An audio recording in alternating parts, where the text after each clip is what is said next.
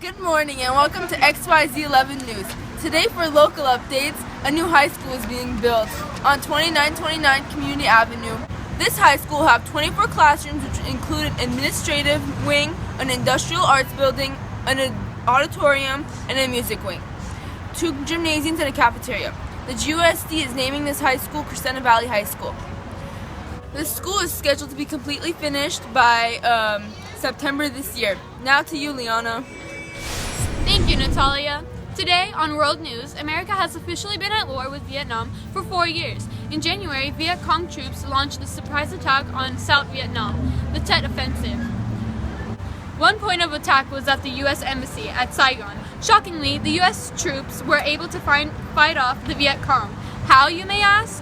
Well, this attack was signaled during the point in both U.S. troops and public trust of government's reports on progress of the war. So, basically, the government knew this event would occur, but had no idea that the Viet Cong were capable of this occurrence. So they decided not to get involved. We are now moving into Vivian for national news about Berlin Wall. The Berlin Wall was first built in August 13, 1961, then demolished in November 9, 1987 by demolition. Well, that's a sign of destruction. So, the Berlin Wall was constructed by the German Democratic Republic because the Berlin Wall was created to keep Western fascists from entering Eastern Germany and to make fun of the socialist state. After the Berlin Wall was demolished, it still remains as a symbol for the Cold War.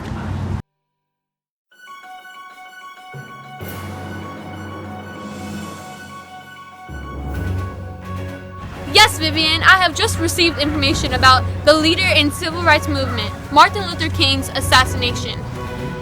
He has apparently been shot to death on Thursday, April 4th, in Memphis, Tennessee.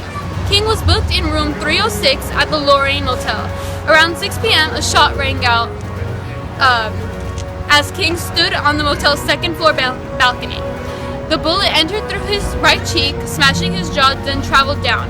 After emergency chest surgery, King died at St. Joseph's Hospital. The assassination then led to a nationwide wave about race riots.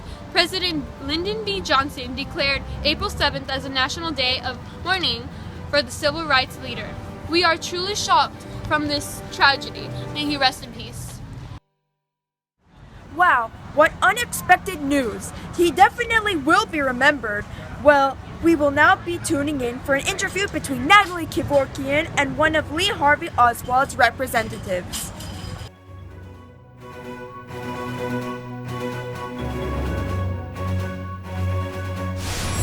We have a few questions for you to answer. How did Lee Harvey Oswald get arrested on November 22nd? Well, he got arrested by a Dallas police officer, and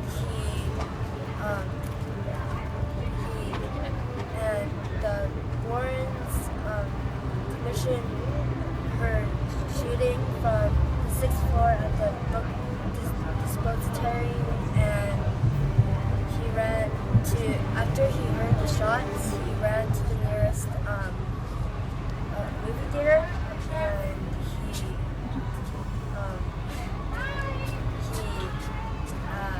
he got it. And then he saw the police officer, and he pulled out his handgun and shoot the police officer, but he missed, and then he got arrested. Oh, that's very interesting. I haven't heard that side of the story before. And did the Warren Commission motivate him for killing Kennedy? No, he didn't have any relationships with other people. And did he have any relationships with the military? Yeah. He did? Yeah. What was the relationship between them? He had good performances and good policies as a sharpshooter. Oh, okay. Thank you. Thank you so much for joining us today. And now we'll be hearing from Viviana about John F. Kennedy's assassination.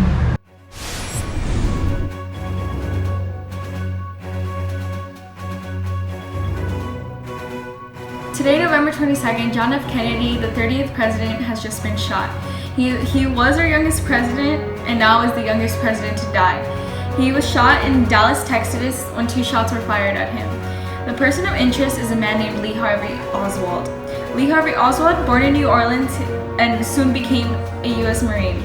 He was resigned and a few days later he left for the Soviet Union. He was unsuccessful in becoming a resident, so he soon came back with the family. In Dallas, he found himself a job in the Texas Book Depository building, where John F. Kennedy's car was rerouted to go. Our new president will be Lyndon B. Johnson.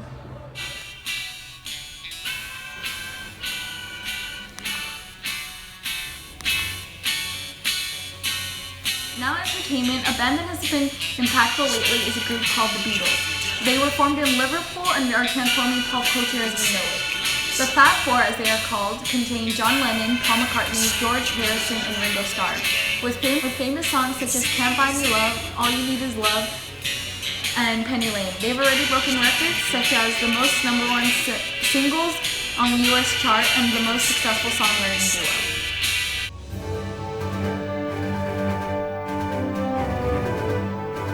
Player Bill Mazeroski became the first person to end the World Series with a home run and still the only player to do it in the decisive 7th game. For football in the NFL Championships, the Green Bay Packers won 37-0 over the New York Giants. And that's it for this week in sports.